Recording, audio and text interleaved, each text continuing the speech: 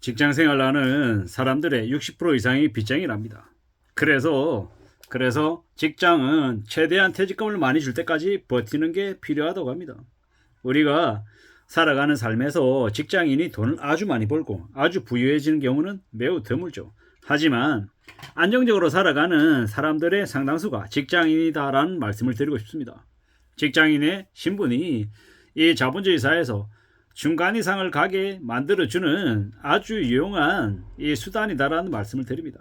그래서 이왕이면 직장 생활을 시작하고 어느 정도 경력이 된 분들은 웬만하면 직장 생활 하다가 갑자기 자영업 하는 걸로 방향을 확 선회하는 건 비추입니다. 우리가 살아가면서 직장인의 모두, 장사하는 사람의 모두가 웬만큼 나이가 좀 들어가면 정해지죠. 근데 갑자기 중간에 인생의 궤도를 확 전환시키면요, 기존에 가지고 있던 노하우나 경력 이런 것들을 깡그리 다 무시하고 새로 시작해야 되는 상황이 이제 벌어지는 거죠. 물론 그렇게 하는 소수도 있습니다. 하지만 대체로 자신이 살아왔던 인생들, 자신의 삶의 경험을 좀 잘 활용하는 게 좋겠다라는 겁니다. 그렇게 사는 게 훨씬 더 필요하다라는 말씀을 좀 드립니다. 우리가 이제 앞으로 뭘 먹고 살아야 되나라는 고민들을 되게 많이 하는데 그건 결국 어디에서 나옵니까? 나의 재능, 나의 능력에서 나온다라고 봅니다. 그리고 우리가 살아가면서 그 능력을 계속 발굴하고 계속 현재 시즌으로 업데이트하기 위해서 뭐 해야 됩니까? 꾸준히 공부해야 됩니다. 그래야 먹고 사는 걸 잘 좀 지속할 수 있다라고 생각합니다. 세상에 있잖아요, 영원한 게 없죠. 부자도 3대가 힘들고 왕조도 3대 이상 지속하기가 어렵습니다.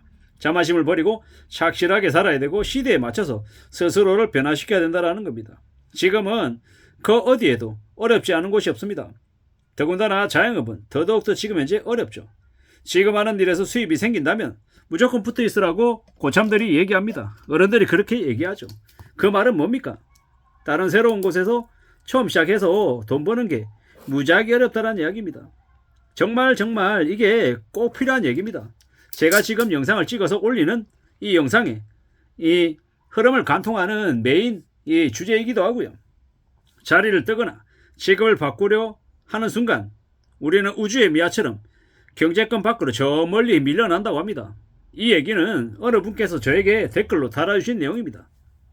길거리에 거지꼴 신세가 된다 라고 생각하고 함부로 바깥에 나가서 새로운 시도를 하지 말려는 거죠. 회사 나가면 죽는다. 그리고 회사에서 만약에 잘렸다 하더라도 재취업하려고 아둥바둥거리지 말고 좀 기다리고 견디고 세상이 좀 더 어떻게 흘러가는지 파악이 될 때까지는 가만히 있어라. 아껴 쓰면서 최대한 시간을 보내라고 얘기하는 거죠. 최대한 지금 현재의 상황을 잘 좀 활용하고 움직일 필요가 있다라고 이야기합니다. 과거의 영광에 취하지 말라고 얘기하죠. 회사에서 잘리면 절대로 자영업하지 말라. 그리고 어디 기술직 취업이 가능하게 직업훈련 받는 것도 검토하라고 얘기합니다. 자존심 상해서 그것도 못하겠다. 그냥 퇴직금 까먹는 게 훨씬 낫답니다. 그게 자영업하는 것보다 덜 망하는 길이라고 얘기합니다. 이번 불황은 되게 길고 깊다고 얘기합니다. 체면이나 비교질 이런 거 다 버려야 되고 정말 실속을 차려야 된다고 얘기합니다. 지금은 자영업자들이 끝없이 추락하고 있는 중이랍니다. 정신 바짝 차려야 되고 생존을 최우선 과제로 생각하며 지내야 된다라고 이야기합니다. 어물쩡거리다가 인생이 순식간에 망가질 수 있다라고 이야기합니다. 매우 쉽지 않은 상황인 거죠. 매우 힘들고 어렵다라는 겁니다. 현재 우리네 경제 상황이 예사롭지 않습니다. 기분이 별로이고 모멸감이 들고 좀 화가 난다 하더라도 냉정을 되찾아야 됩니다. 지금 우리가 어떻게 살아야 될지를 잘 준비해 놓을 필요가 있습니다. 함부로 내 자신을 과신하고 함부로 세상을 쉽게 판단해서는 안 되겠다라는 겁니다. 좀 더 마음을 굳게 먹고 좀 냉정을 되찾을 필요가 있다라는 겁니다. 우리가 살아가는 세상을 너무 우습게 보면 안 된다라는 거죠.